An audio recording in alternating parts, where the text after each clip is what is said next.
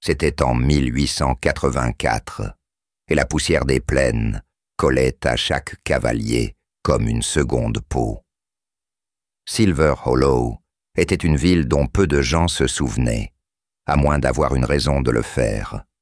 Et Colt Maddox en avait une. Il entra en ville sous un ciel cramoisi, son étalon gris pommelé soulevant la terre sèche de Main Street.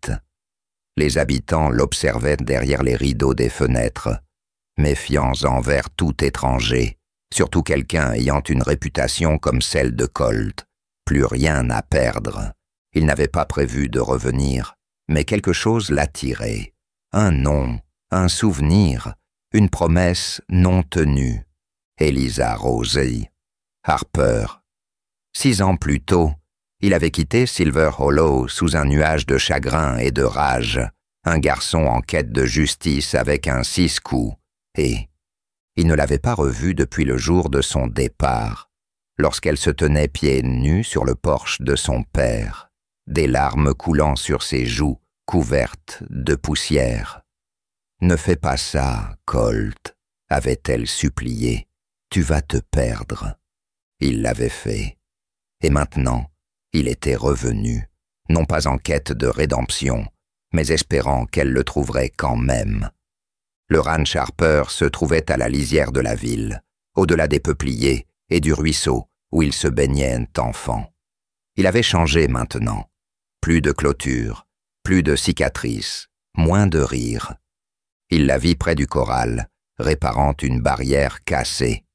Elle portait le vieux chapeau de son père, les manches retroussées jusqu'au coude, un fusil en bandoulière comme un avertissement. Les années l'avaient changée. Plus mince, plus forte, un feu de forêt dans le regard.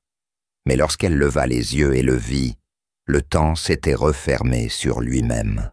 « Colt Maddox », dit-elle, pas tout à fait un murmure, pas tout à fait une malédiction. Il descendit lentement de cheval, les mains levées, en signe de paix. « Je ne m'attendais pas à une fête de bienvenue. »« Tu n'en auras pas, » lança-t-elle en passant devant lui. Il la suivit. « Eliza, je veux juste parler. Tu as perdu ce droit en partant sans dire au revoir. » Il s'arrêta. « Tu avais dit de ne pas partir. Et tu y es quand même allé. » Elle se tourna alors, les yeux rivés sur les siens. C'était là, la douleur, la fureur, l'amour enfoui si profondément qu'il avait failli ne pas survivre. Cette nuit-là, Colt resta à la vieille pension. Les murs craquaient, comme des fantômes, et ses rêves étaient remplis de coups de feu et de la voix d'Eliza qui l'appelait.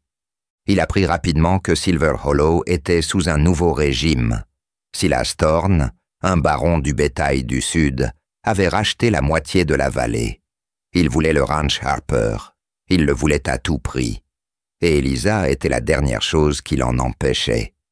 Elle avait refusé ses offres, et maintenant il envoyait des hommes pour l'intimider, saboter ses clôtures, empoisonner ses puits.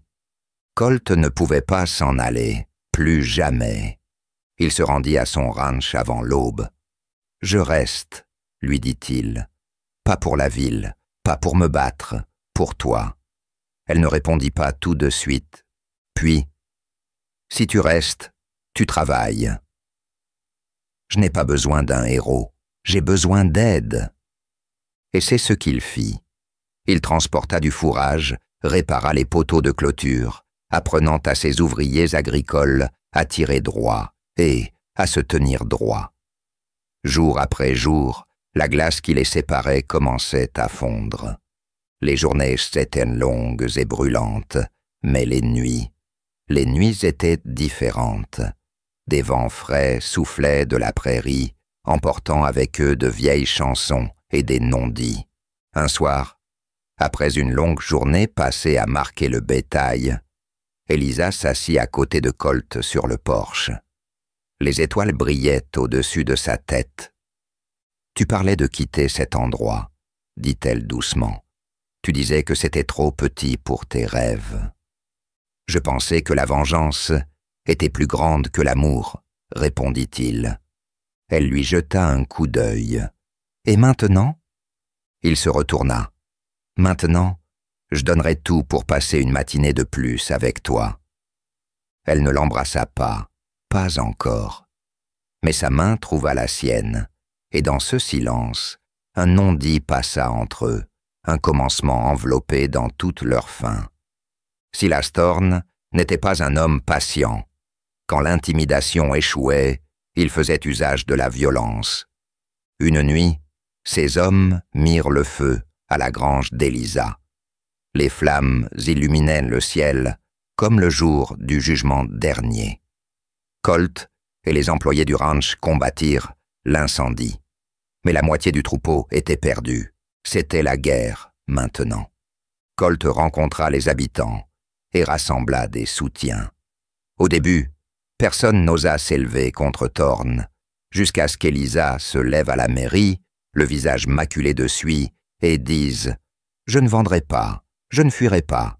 Et si vous pensez tous que le silence vous sauvera, attendez que le feu frappe à votre porte. » Elle se tourna vers Colt. « Tu es avec moi ?»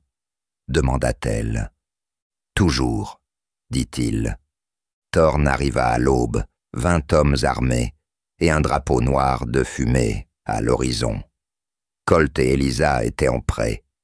Ils avaient fortifié le ranch, caché des fusils dans les collines, posté des postes de guet.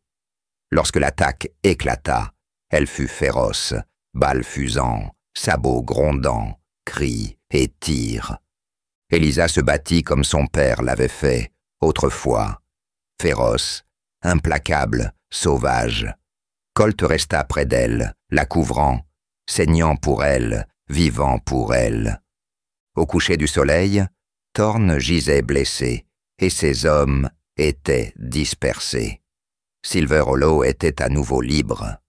Mais la victoire eut un prix, des cicatrices, des pertes, des souvenirs qui ne s'effaceraient jamais.